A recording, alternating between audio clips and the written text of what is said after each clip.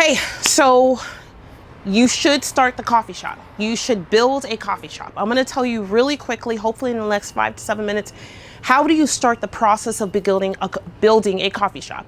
I'm in the middle of downtown Phoenix, and I'm the CEO of this company called Do the Damn Thing. For years, I have been talking about bringing to the surface what I grew up with, which is Cuban-based, Miami-based coffee. And in the city of Phoenix, there's just nothing like it. And I really thought it was impossible for me to create what I knew to be the baseline or foundation of my childhood. This space had been vacant for years, and a lot of different coffee shops. So we own a business upstairs, and a lot of different restaurateurs kept coming in here and trying to get the space, but there was no kitchen in place. So there's two different types of ways that you could start. Yes, you can go and look for a kitchen or a space that already exists because it is easier. But if there's anything I can teach you as part of the Do the Damn Thing spirit, it's like just because it's easier does not mean it's best. Just because it's easier does not mean it's best. There was no kitchen in here. And we don't have an infinite budget. And we don't have infinite cash. And I did not have a sugar daddy to supply this. So that means that I had to figure it out. But this space had felt vacant. And every time I asked the landlord, because we have upstairs too, like, hey, how come they didn't take it? And it was always because you needed to build a kitchen. And I was like, how hard can it be to build a kitchen? I got quoted $125,000 to try to build this kitchen. I was like, oh, sweet Jesus. I know. Fast forward, here we are today. So number one, make a decision. Are you willing to build from scratch?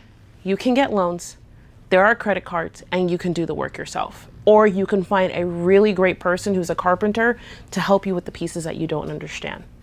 That's probably going to be my preference because you can be more in control of what you create. I have prime real estate right here in downtown Phoenix. Doesn't mean that everything is going to go great because of that, but it definitely helps. And that means that I get to focus more on the product and creating a quality product versus having to spend more time on marketing. Does that make sense? So I decided to spend more time on creating a great, amazing experience versus having to get marketing to come to a space that no one has access to. The second way of finding a really good space, you could take a coffee shop, a bakery, or a restaurant. I'm going to step inside of here and you can turn all of them into a space. There are different classifications. There's a class 1, class 2, and class 3. We started out as a class 2 for this space. And the law basically, like here in Maricopa County, it says that the second that you say that you're going to heat up an item, you're cooking. Now, I thought that was bogus personally. I was like, listen, we're just heating up a little bit of milk. But then I understood that coffee was so much bigger than a little bit of milk. Coffee was like, there's oils in the coffee and it's going to go down the drain and it's going to affect the water. And I was like, okay, I get it. This is a little more complicated. So decide what type of establishment that you are going to be, that you want. Like for me, I knew that there was no way we were going to serve coffee and not have something to eat with it. And I'm sick and tired of seeing these dry, brittle banana breads inside of glass cases. Like, dear God, help us. I was like, it is a new year. We have crazy things happening in the White House. We cannot fool around. We cannot fool around with just having things that are just okay or subpar. So I decided that we are going to bake right here, which means I needed to find room for the third thing, what are you going to put in the space? Because that dictates the design of your space. For me, we needed coffee. We needed a place to make not just sandwiches, but pressed sandwiches. We also needed a place where people could prepare. So those things, prepare in public and visually. Those were the three things that were critical to me. I'll tell you this. So the number one mistake I made in building out this footprint is that I underestimated the importance of what kind of coffee machine you're going to get, or espresso machine. Let me use the right words. I underestimated it. And so I put it last. I didn't even think about where it would go. I was like, well, it could go over here. And I was like, the coffee process could go over here, but could it really? I didn't know espresso machines need water lines. What the heck? I didn't know that we need to think about waste and where is it going to drain into. What the heck? So I built all of this and then started talking to espresso machine people and coffee people and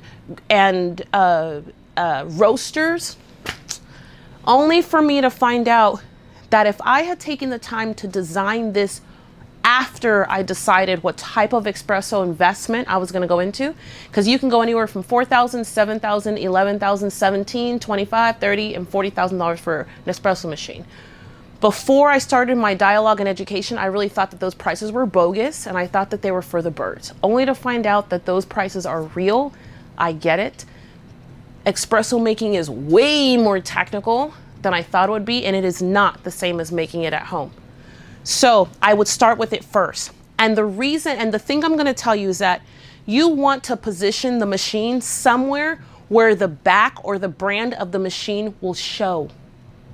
So we originally were going to put it over here, but you would just be able to see the front of it. So we fought really hard to redesign the space, hence why it's not done yet. And the coffee, we went and rebuilt this counter right here. Sorry, I'm tripping over pipes that are here on the ground. We went and rebuilt this counter, made it bigger, specifically so that a machine could sit right in front and that we could have dialogue with the customer on the other side. Because over here, my back would be turned to them, and over here, we get the opportunity to talk and create dialogue.